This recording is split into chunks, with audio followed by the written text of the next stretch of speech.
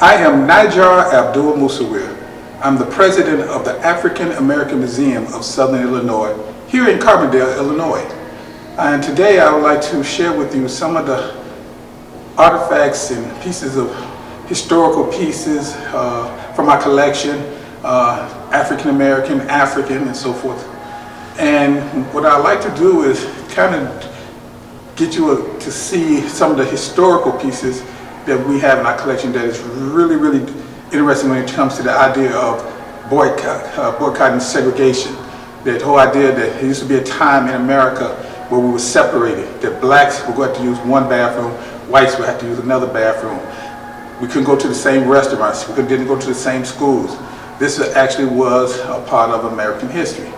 And as a result, a lot of young people, when they come into the museum, they're surprised when they're able to see certain things that reflect that particular period in time. And so the African American Museum is very fortunate to still able to share and connect with the community with our collection, because our museum, we consider it an educational institution. Though some things may appear to have an entertaining component, it is more about educating and remembering the past so we can have a brighter and more productive future. So I'd like to say that thanks to the Illinois Humanity Council, we was able to receive some funding dealing with the Innovative and Adaption grant, which really made it possible for us to even do this footage, as well as have some of the programming that we've been able to have in the last month or so. And so I would like to acknowledge them. I'd like to also acknowledge the city of Carbondale, who also made an effort and have given us funds to be able to continue to move forward.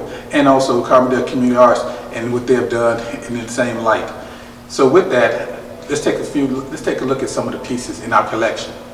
I'd like to start over to my right, far right, and you'll see a sign that says Negroes cannot sit here. Colored people outside, colored people must wait outside. This is this was in 1937. And so as a result, if you saw that sign, it was serious. You could get arrested, you could get beaten, you could be thrown in jail, and you could be it was no limit, it appeared, to the punishment that African Americans had received during this particular early period in American history. So this signage reminds us of that time, and it let young people know that this actually took place. And when we take a closer look at we have these small plates, and these plates are cast iron. They're heavy, cast iron plates that was hung in restaurants and in waiting rooms in certain places to let them know that if you're going black, you have to be over here. Sometimes they have signs, blacks have to come through the back door. Only whites could come through the front door. They have an area for whites to sit and drink. You know, it's a drinking fountain. They couldn't get a drink from the same fountain. They had to have, if I'm just want some water and I'm thirsty, you know, we don't see many water fountains outside like we used to, but you used to be able to go to a water fountain, drink. And if they had a sign said for whites only, I don't care how thirsty you are, you cannot drink from that fountain. You cannot go into that bathroom, even no matter how much you have to use it, if it don't say for color. And mind you, the term colored, African Americans have went through, since Africans were brought over to this country, we went through these many phases of being described, of terms to make reference to who we are.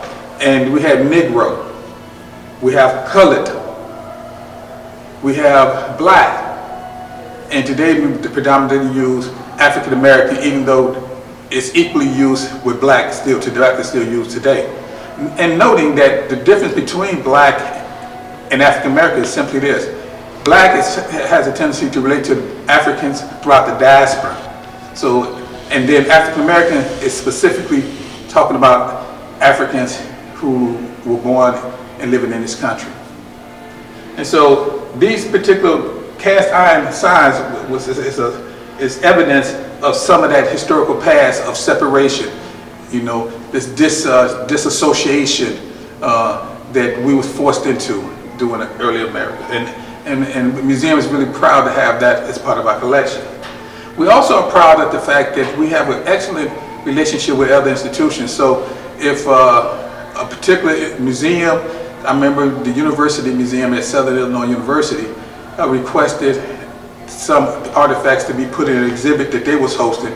And not only did we was able to provide something, we was also able to have them talk to the DeSable Museum in Chicago, Illinois, and be able to get something from their collection for an exhibition. And it was about an African American artist who was working, doing the WPA, Workers Progress Administration. So, but we have up top, right above, a poster. We were fortunate enough, by the gracious gift of the Cedarhurst Art Center for the Arts,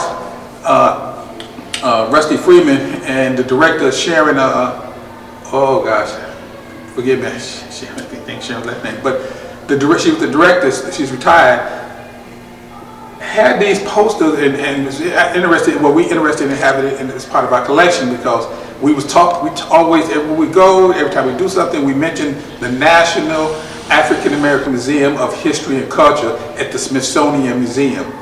Our museum, though we're a small museum, was very excited and very, not just excited, but just felt a sense of empowerment that a project that had been working on for several decades, you know, I mean, for extreme at the time, finally came into fruition, that it actually came to be a part of our reality. And so this is one of the posters from that that we was able to get. And I think we have approximately maybe 15 of them, if my memory serves me correct. And so here we see the shackles, we see the pottery, and we see the shotgun house, and this idea, love of freedom. This is a shared American story. And this whole idea of the artifacts that they have at the Smithsonian, at the African American Museum of History and Culture,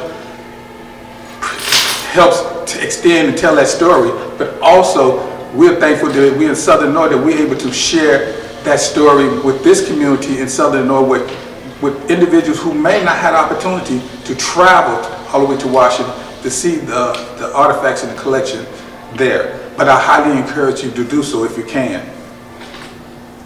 I would like to also talk about another body of work that we have in our collection, which is our stamp collection.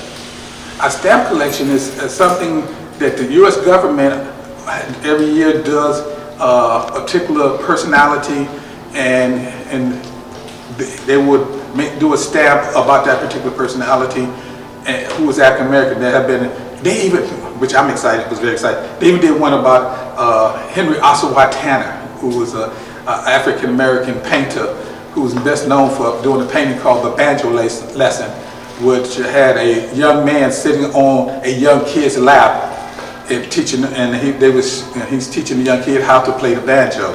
And so these stamps that we have here, Black Heritage, here's of different characters and different personality, historical figures. You know, we have Sojourner Truth, we have Bessie Coleman, and we have Harriet Tubman, and Crispin Attucks, and so forth and so on. So, I mean, so we have all these well-known historical figures.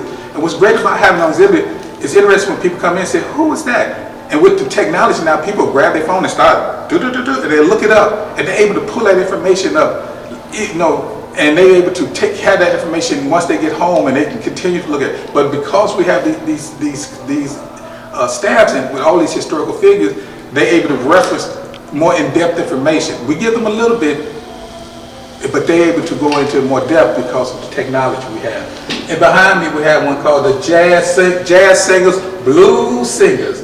And this whole, you know, African Americans is well known for being great contributors to the great music history of America. And so we have a stamp collection in which many individuals who are interested in that particular historical reference can look at these. As we know, like even one of our board members who's a painter, did a series of paintings about Billie Holiday, which Billie Holiday is one of the individuals in this particular stamp collection. And so, and then when I was in Ghana, Africa in 1999, I was over there and I saw some stamps, a whole sheet, just a total sheet, and I just said, wow, that would be great in our collection. And it's also dealing with music as well, musical instruments, you know, the kora, the neatiti, the djembe, drum. And so here, so I brought this back to add to our collection, being able to have not only stamps that's referenced to America, Africans in America, but also having these stamps directly coming from the continent itself. And so we have so many other types of collection. We have the Tuskegee Airman collection, we have the quilt collection, we have a series of African artifacts, we have the presidential, first African American president exhibition, collection of newspapers and information documenting that particular moment in American history in 2008, and then again in 2012, if my memory serves me right. So with that, thank you so much, and visit our website, the African American Museum of Southern Illinois website, and also let us know what you think. And with that, hope to see you again.